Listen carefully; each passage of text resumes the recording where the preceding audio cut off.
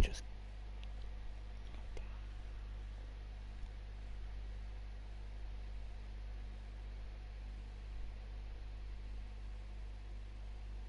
I think the other one's only 2 rounds in, but the other match is only 2 rounds in. They've had to go yeah, through a because rehost. yeah, I saw there was a I know living whatever caught over host because his game crashed. Saw that. Right there, yeah. Right. Sweet. Shall I? I'll make an announcement, I guess. Yeah, because you're the admin. I'm fairly new. I'm So, I mean, I know I'm most of a the players admin. there.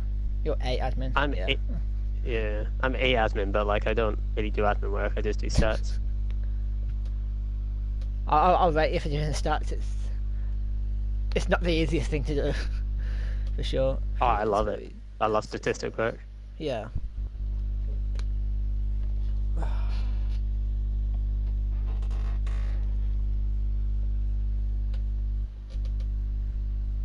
I just release like some like player cards and stuff like that. Not player cards, like some top 10 cards and everything. Yeah. They're fun to do. Give me a sec.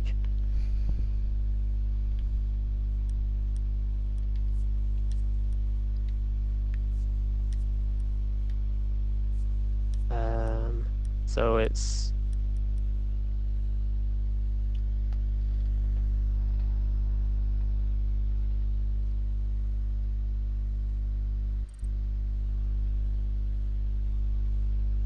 Wait, Jink is playing for Aygo now. yeah, I filled in for them for like some of the season.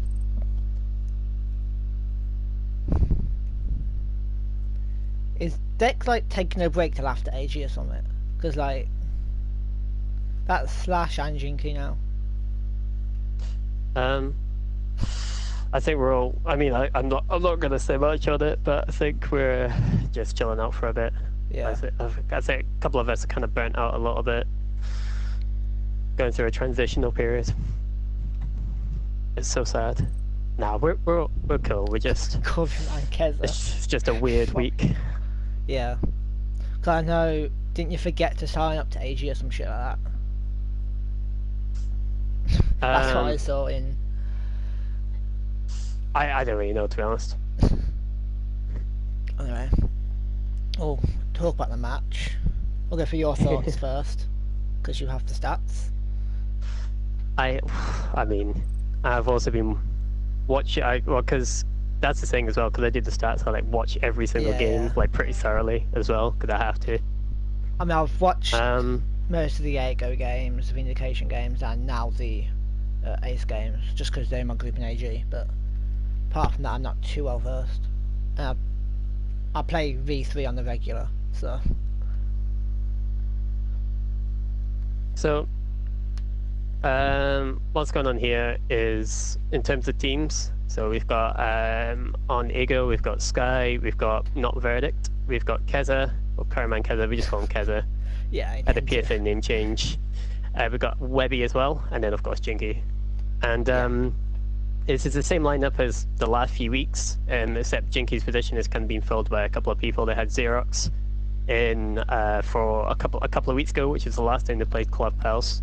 Then last week they had a guy who went by the name Ghost. He had a good showing, but they obviously prefer Jinky over himself today, and he'll probably be there for the rest of the season as well. Over on the orange team, defending first, we have Force, Ace. I don't know at this point. I'm just going to keep calling them Ace. The people you see on your screen are regulars. CG's played for them in every single game. I'm pretty sure JXXP, who he lovingly gave the name Dupe 4 days ago when they played on Sunday.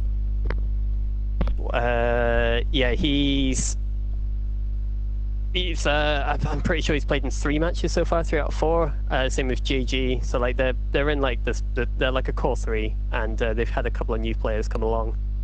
We should be expecting 5 people, I assume. Although I did hear somewhere that they can't field like all 5 people. I'm not entirely sure what's going on with that. I think one of them's doing an update still. Right. Okay. That's understandable then. Yeah. I mean, the update being significant in terms of meta. Maestro now, I don't want to say useless, but has been put into a ditch. We'll say that much. The fact is very easily countered is a big yikes on his behalf. I think the Twitch drone counts a bit too far. I think the Thatcher one I understand, but the Twitch drone is going to be a bit more of a nuisance. What, for the Maestro counter? Yeah, for Maestro. I disagree. I think that with the updates, well, sorry, with the previous patch, I felt like Twitch's pick rate against Thatcher's pick rate was a bit low in terms of utility, right? I just found that like people were picking Twitch for her gun, just for like her kit rather than her actual gadgets. I see that. And Thatcher was just more efficient at doing that. So like you wouldn't see a Twitch on like maybe an Oregon, or even Clubhouse, you know, just for those exact reasons. Thatcher just does the job way more efficiently, and due to his area of effect, he can take stuff out from between floors, behind walls, and stuff like that. So when I first heard about the Maestro patch, my first thought was this would have been really good if this existed for Twitch only, but not for Thatcher, because I feel like Thatcher is already in a good place. I like using the term overpowered is probably not the right thing to say, because it's an EMP grenade. Like, what do you expect? It's like saying Mute's overpowered because he counters a lot of people. But I just feel like it's not going to help in the balance between a Twitch drone and an EMP grenade, right? They should have done one or another. That's what you're saying. And it should have been the Twitch drone, not the... Yeah. That's my stance in it, but of course, you know, that's just my opinion. Did you catch the last game, by the way? I did. Yes, I was watching it. Did you see the effect that like how hampered Maestro was from that EMP grenade? No, for sure. It was interesting to say the least. They were EMPing it from the roof. Yeah, they're just throwing it on the roof. Because you can just basically get rid of it within the first 30 seconds, and then when you go to plant, you don't have it like shooting out your feet as it was in one of the rounds. So, but then I honestly think that Thatcher's EMP's area of effect should be reduced. Yeah. To the point where, like, a hypothetical I would use is, so Hatch and Oregon, you know how you put that mute on the table? Yes. If you were to throw an EMP at that, it would take it out. But if the mute jammer was on the floor for whatever reason, it wouldn't take it out. Same with vertical. Like if there was a mute jammer in master bedroom, then it wouldn't take it out because it's like a whole floor in between. Yeah. I think that'd be sensible, since the EMP always falls to the ground, so it'd be fairly easy for the developers to put into without too many bugs and inconsistencies. So I think that would be a good way to kind of, I don't know, justify his inadvertent buff. Oh, by the way, not Verdict's asking you to go to game chat. Okay. Cool.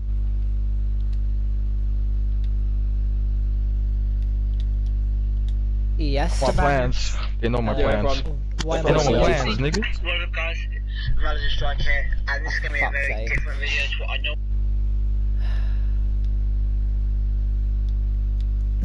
They're pissing about. They're putting up my fucking videos. Oh, fucking jinky. Anyway, talking about the update, we'll move on to Capital. Now, I've been messing around with Capital in the custom game for the last hour or so, and he is... he breaks Oregon Basement, I'll say that much. His area of effect, if you put one right next to the reinforcement where it ends and they open the wall to play a mirror normally, if you put it directly in the middle of that, it will shut off the entire cubby. Wow. I mean, you can't, and as it like goes off over time, it gradually gets wider, the area of effect. So it forces you out. So it makes cubby impossible. The rotation in by laundry you normally make, it covers the entire floor. The whole way it covers the entire door, and it seems to last a little bit longer than the old one. Yeah, I think it's a couple of seconds longer, but does less damage per tick. I'm being told to start, so it looks like I'm gonna have a 45. Is that right? I'll confirm that now. Okay. While you're doing that, I'm just like trying to think of ways in which Capital could be used effectively in Clubhouse. Catwalk of Clubhouse. Catwalk? Of Garage, yeah. I guess. But like, I'm just thinking, like, I mean, because you could have done that before, but I'm just trying to think where, like, the increased area of effect could No, like... definitely Catwalk, because if you get the wall open in CC, if you shoot it through the window, it's going to have a bigger area of effect. This is that little line it used to have. So it's going to push people either into the window vision or away next to the wall. And it's going to be... Well, he's already really powerful as well, that's the thing. I mean, he's got flashes, he's got a great gun, and his LMG's more viable because of the scope now. I've been messing around with that a lot more. 3 speed, that seems good under everyone's radar as well. I like his para personally, because being a thermite main is a gun that's very close to it. I can't think how to start. It looks like it's going to be a 45 then. So,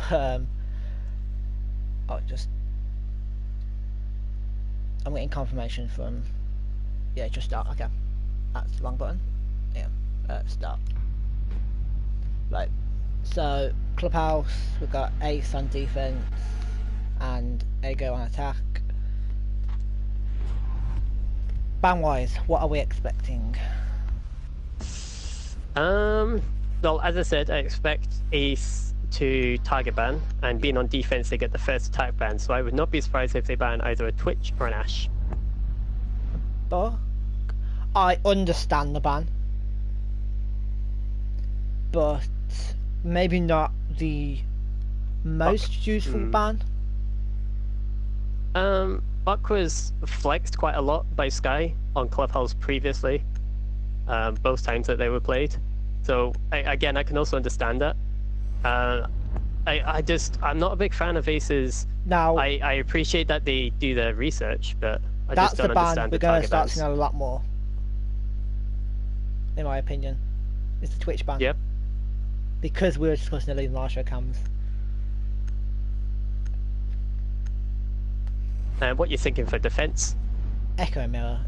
You might get a Kaid instead of a mirror, because mirror's useful on this map, but you have to have the right setup. So it's Kaid on mirror. I don't think Maestro will get banned in his current state. Well, it's down to Ace to do it, because they have the control of choosing which defender they do not want in 6 rounds time.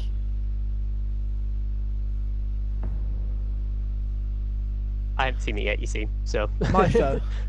Maestro, here we go. So they're leaving the Kaid and the mirror for a Maestro which is arguably a lot weaker, or he is a lot weaker than he was about 5 hours ago, we'll say. They kind of play like the same role as well, though. Yeah. So like you've kind of got like both of those kind of anchor, ACOG, camera people out the way.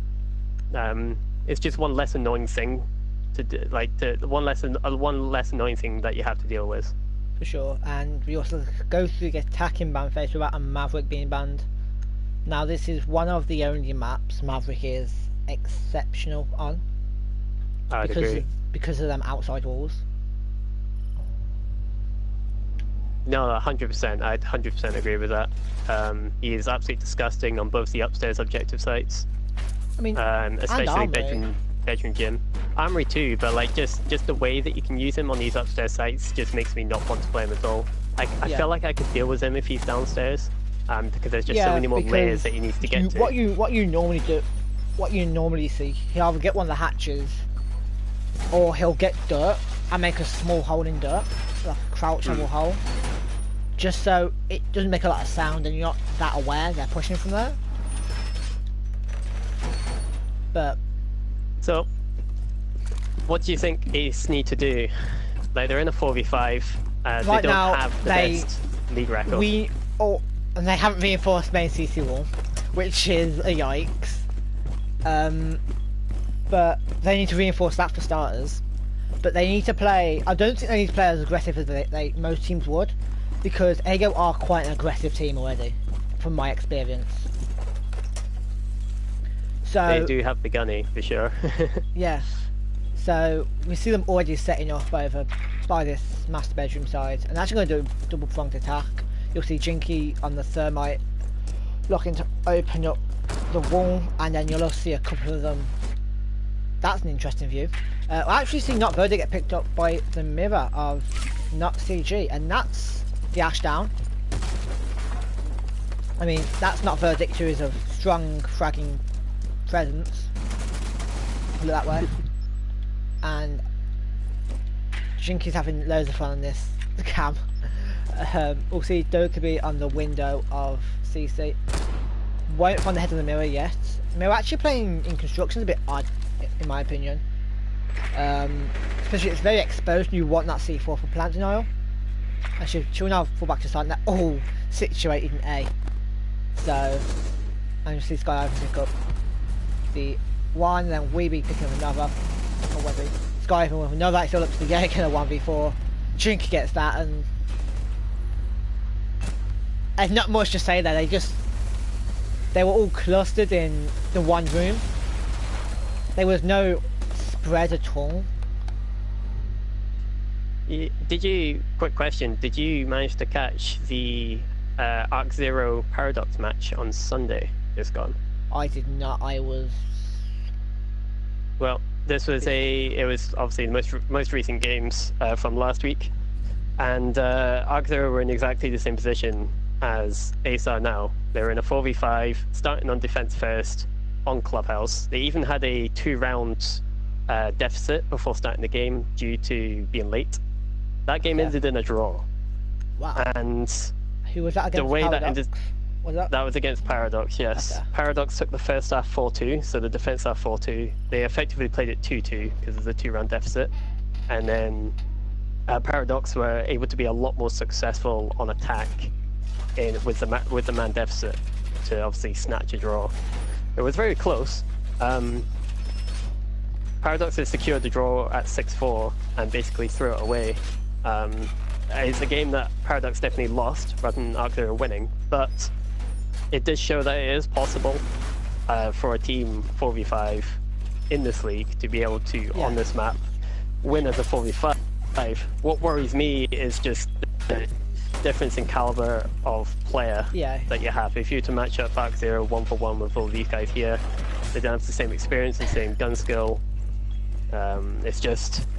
It's a bit of a mismatch either way. Yeah. So I do worry for them. You have to also put it up to Paradox, I believe, not being as good as Aygo. No. So I wouldn't say so.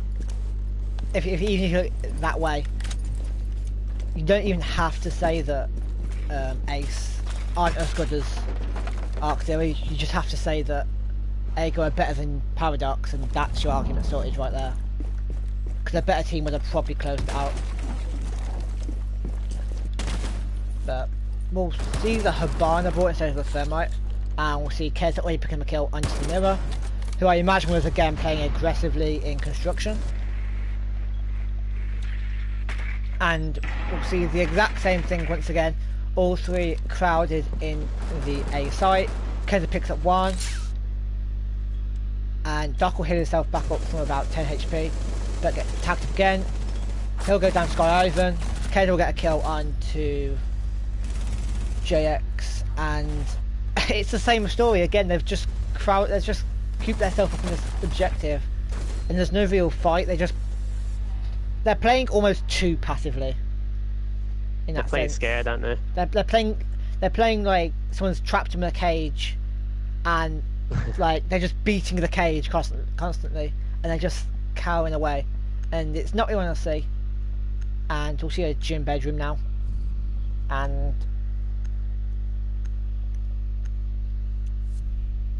I mean, if I'm Ace right now, I'm saying we take one round at this after these guys, and that's a good start because we're in a 4v5. It's second place in the league, unbeaten, if I'm correct.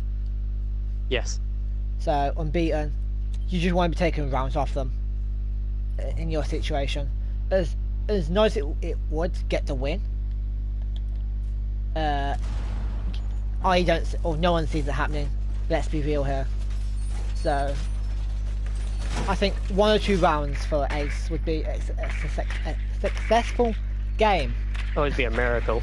Yeah. They've only had 3 rounds in this entire league, and all 3 of them came in the last game. Vindication. Which was undoubtedly their strongest showing, but Yeah. the problem was is that the 3 core players that I mentioned weren't the ones to step up in that game. It was the other 2 players that are missing from this game.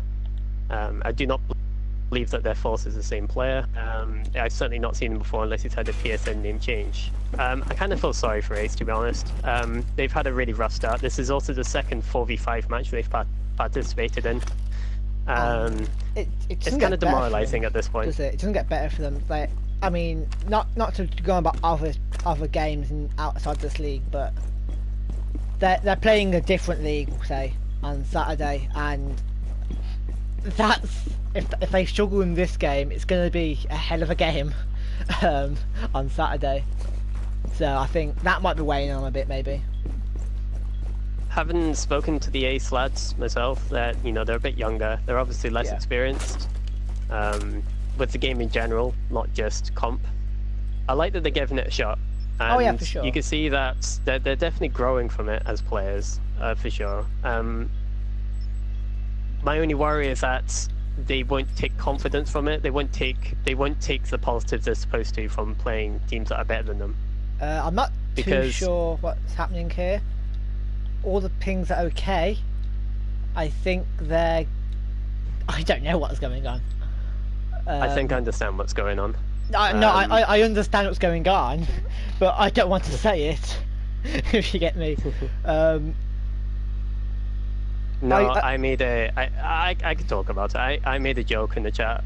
I released a stat today on first blood percentages, and so I made the suggestion that we need to nerf, not verdict. So I made the suggestion that he and his team are not allowed to move for the first minute of a round. Oh, okay. And that's exactly what they've done. Minute 30, here they go. And we'll see if they can still win this. Nice little nod to the meme there. I mean, I guess they're just having a bit of fun. It sounds really harsh, but when you match up against Ace, it's supposed to be seen as like the free game. Yeah. The free 3 points, and in all honesty, if you don't come away 7-0, then you should be a bit annoyed, because especially for Aygo, if they want to challenge V3 at the top, not only do they need to give them a close game themselves, but they need to... if they want to challenge V3, they need to be 7-0ing, 7-1ing every team they come against. Exactly. Like V3 are, and that V3 game's going to be a hell of a game. Like, I think it's one of the last games of the season as well. I believe it's week 9 they play. That's even last week, isn't it?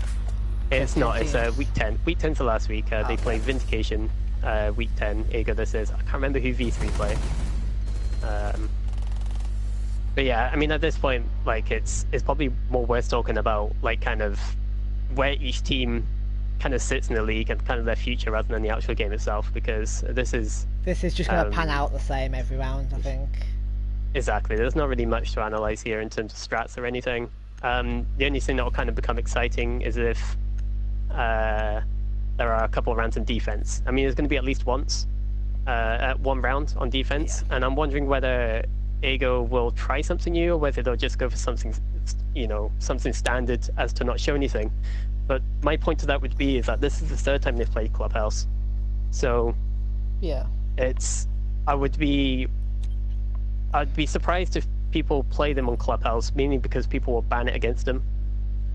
I did look at the couple of stat sheets he did send me, and seeing that they had played it twice, won it twice, I almost question the logic behind Ace of why they're taking them here. Because they've clearly done the research of a couple of the bans, I mean, especially that book ban. But if you're going to do a bit of research, go the full distance, look at the maps they play, and that kind of stuff. It just doesn't look like they've done that. I agree and disagree, because I know they do their research. I just don't think they apply it in the correct way. Like, so, for example, they played on Bank their last match against Vindication. Yes. Now, Vindication played Bank. It was their first match of the season, and they lost it 7-4. So Ace were probably thinking, all right, we've got a team of 5 here. We've actually got a team of 5 in the lobby, you know? And they had plans for it, and they banned Jackal, who James was pretty strong on. Jackal and from Vindication. No, Jackal. No, they banned a Pulse. Pulse, yes, that's and it. I looked Pulse at that are used ban, to great effect. And again, like, it was just like a pair of target bans. They didn't ban for themselves with the up bans, and they didn't map ban for themselves as well. Like, Ace are playing them so defensive in just the banning phase, never mind in the game, and that's something that, if they're listening, like, I hope that they kind of take some advice on. Like, don't. There are too many factors that go into banning against a team. You need to start thinking about what are your strong suits, what are the things that you're good at, work on a few maps, start getting really good with them, do the math, right? If you get good at 4 maps, then no matter how the ban phase goes, you're always going to have a map that you at least are prepared for and have strats on. That way, you're going into a match with some knowledge of what you're doing. Get some practice together and start banning for yourselves. Yeah. Because what you're doing right now is not working, and unfortunately, like, teams are just not falling for it at all. They've got so much more in their pockets than you guys do at the minute. At this point, I think teams are going to kind of take them to maps they never play, or they're very comfortable on, either or, just to save stuff. Yeah, exactly. I imagine the reason Aygo went to this map because they've either shown everything and they're just going to meme it, or they've just come to this map because they enjoy it and they know it's going to be an easy 7-0, and they don't want to challenge themselves with, like, a map that they maybe don't know Ace on very well to that extent. That's a very good point, and it kind of agrees with what I was saying about Ace kind of banning to their opponents as well. Like, they played Vindication on Bank, a map that they had some difficulty on, and if Aygo's had any difficulties in any map, it's when they had a close match with Firestorm on Clubhouse in week 2, I believe, week 1, week 2. Yeah. And so Ace will be thinking, all right, we'll take them to Clubhouse. We've got a lot of knowledge on them. Meanwhile, to your point, the Aygo are probably there going, yeah, we'll play Clubhouse because we've played it twice already. We've got nothing to show in it. We're probably not going to play it until playoffs. So with this win here as well, with certain results going their way, they will secure a top 6, which would guarantee them playoffs as well. So it could be that after this day, they only have to worry about top 2, which will give them a bye to the second round of playoffs. But otherwise they're set, you know, they don't need to show anything else. I mean, it's the same for, like, we'll talk about V3 for a second, it's the same with them. Like, I think they're in the same boat as Aygo here. They don't have much to, like, they're basically qualified, I think. They play Paradox, is it, later today? Who plays Paradox, sorry? V3. V3 don't play till next Tuesday. Oh, okay. But I do think it's Paradox, yes. I haven't checked it, to be honest. I'm trying to keep up with 4 matches today. But, no, but if looking at the table, Paradox aren't the greatest team, as mentioned earlier. They're not up there at the moment with V3 and Aygo. So they'll be looking at that game the same way as Aygo looking at this game. Kind of save strats, just make sure you confirm that playoff spot. Yeah, like, I mean, V3 again are in a position where, like, it mathematically, if they win their game on Tuesday, like, they will not fall below top 6. It's just not going to happen. So, like, it's all kind of smooth sailing for them. But one thing about V3 is that as good as they are, they don't let their foot off the gas. They're very professional, and you know, they won't take teams lightly. Like, they've got a 28-2 record in this league. Yeah. And it basically shows how much respect they give their opponents. They always bring their A game. without showing too much. They just do the standard stuff really well. I mean, the match they had in Clubhouse last game, they also played this themselves, was a clinic, really. They won it 7-0, and just every single round was just smooth. It's just everything went the same way. They coordinated so well together. I think V3 is just, not to bash any of the teams, but they're ahead of everyone in this league right now. In terms of chemistry, ability, everything else. I would say Aygo come close, but I've not seen enough. Closest. I've not seen enough from Aygo to put them on par with V3 yet. No, however, I would not be surprised if Aygo take the match against V3 at the same time. No way Verdict gets his kill. Course he does. Of course he does. Enjoy watching that one. Oh, he stood up as a forfeit, I believe. And I think there's Valkyrie's about to get naded out. Yep. And there's 40 seconds left. Do you reckon they'll reach sight in time? Yep. Yeah, I think they can get there in time.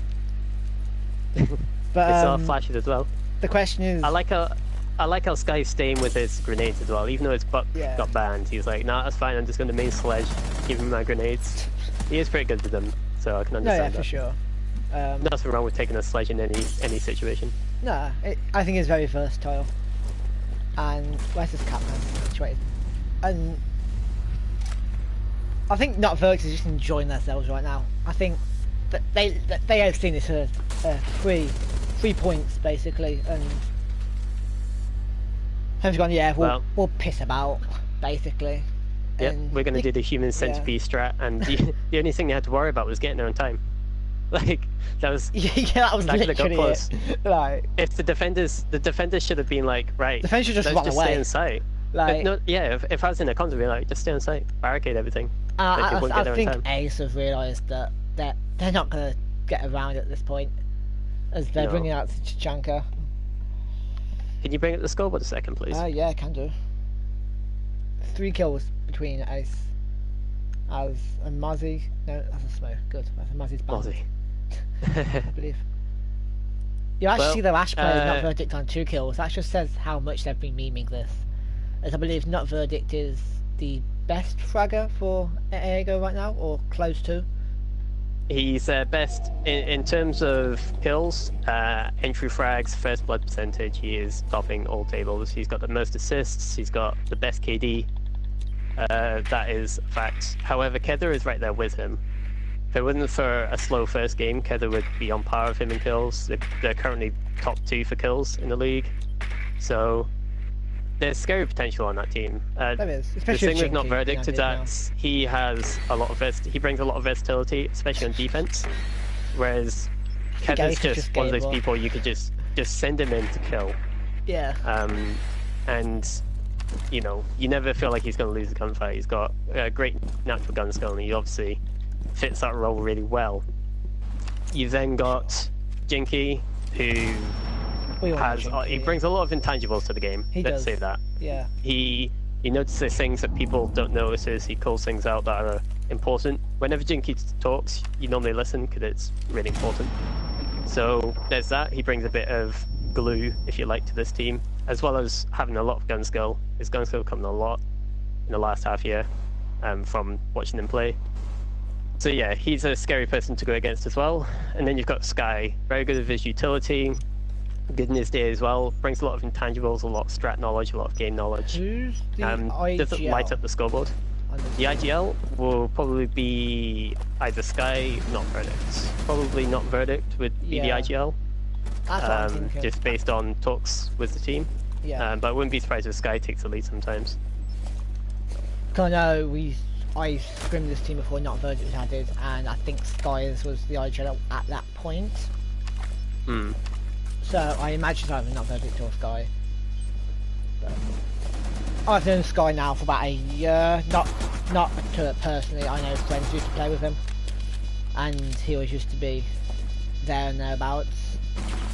So I know he's a good player. So and he's a nice lad as well. I like Sky. He's one of my favourite people in the Discord, in all honesty. I've not known him since joining the collective team, doing the stats. I am one of the few neutrals in this server as well. So like I you know, like I get to talk to everyone and just kind of, you know, be comfortable and talk to them about like their team chemistry and everything. I mean, we might as well look towards the last game of tonight, which is FDMT, is it, or something like that? I'm not too sure which way the letters go. No, FDMT is correct. FDMT are playing Insane, I believe. I'm actually going to hop across to. I'm going to open up another tab. That's what I was I just want to see how the Vindication shaded game is doing. Because this is about over now. It's 6. I mean, I don't want to. You've got 3 shields and a Habana being brought on the attacking team, with Doc, a Kaide card, I imagine, and the Rook. So. Well, an update from the other side. We've got Shaded who have just taken their 5th round. They are now on attack, looking to close this out. It's 5-3 currently. 5-3? Yep. Wow. That comes as a shock to me because I've scrimmed both of them teams, and especially with Slash added to that Vindication roster now. That does shock me. They are 5-3 down. It's on Coastline though, isn't it? It is on Coastline. And just kind of talking about if we have a look at the table a sec as well, and just kind of like where this is all relevant to each other. If you give me a sec, I'm just going to bring it up because I updated it today. Yeah, so. Alright, so if you look at the table, we've got Vindication playing Shaded. It's a must-win for Shaded, I think, at this point, because that would put them on 4 points, which would kind of keep them within that midfield battle, like kind of keep them on par with each other, especially with certain results going the way that they have done today.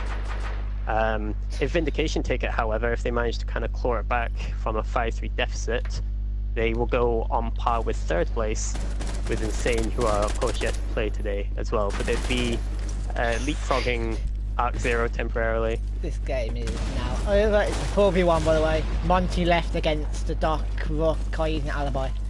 And Monty goes down to Skyven, and Aygo wins 7-0. Yeah. So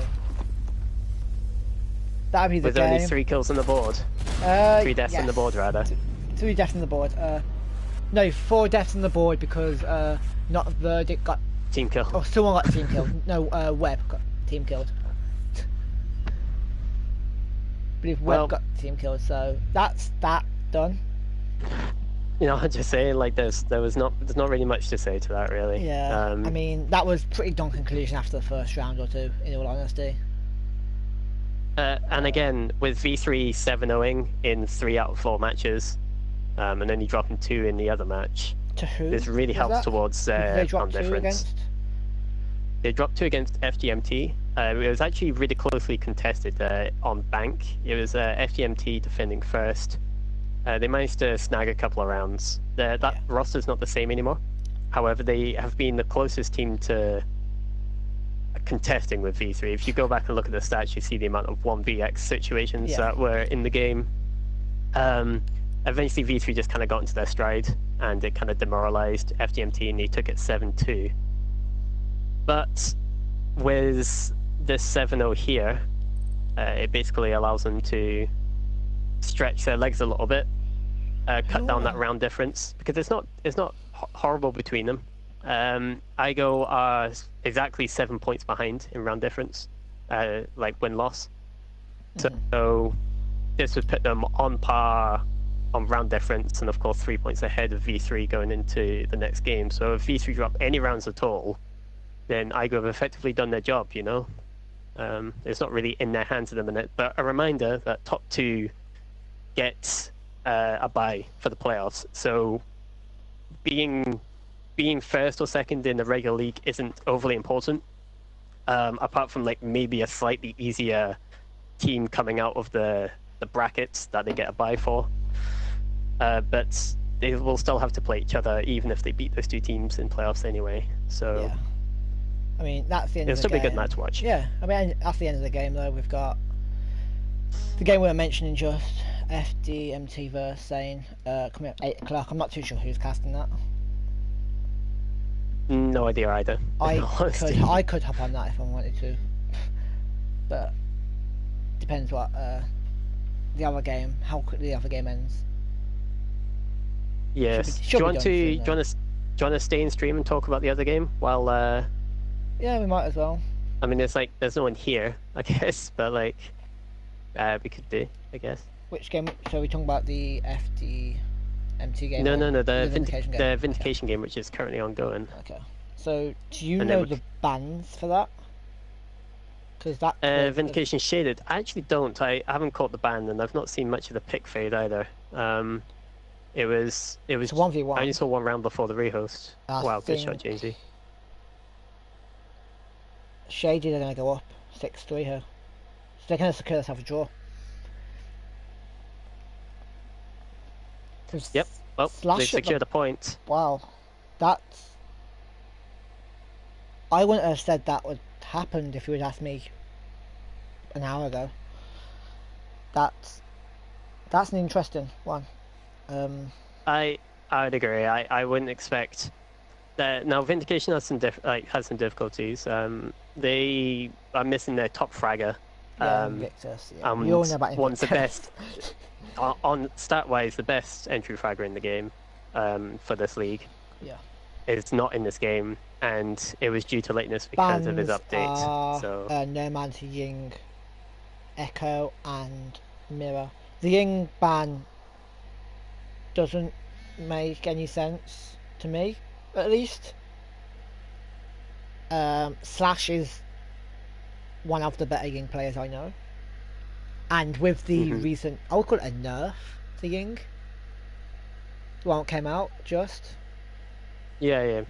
I'd agree. Definitely a nerf. I'm not too sure on that ban. Nomad now has the beeping sound, but still very annoying. So I understand that ban. And Echo and Mirror, there's nothing more to say there really. They're standard.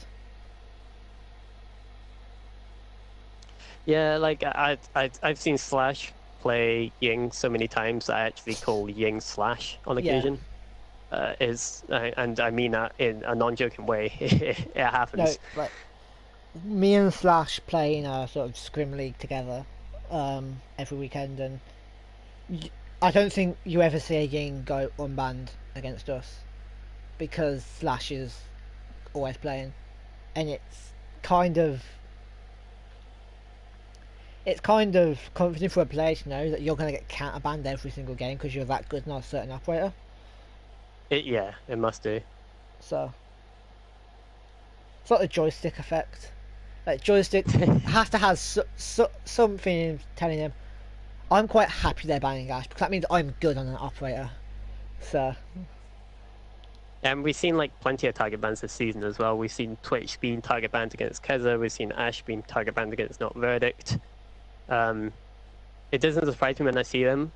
I'm not a big fan of target bans personally, because I feel like if you're target banning, you're basically admitting there's a good player you have to nerf somehow.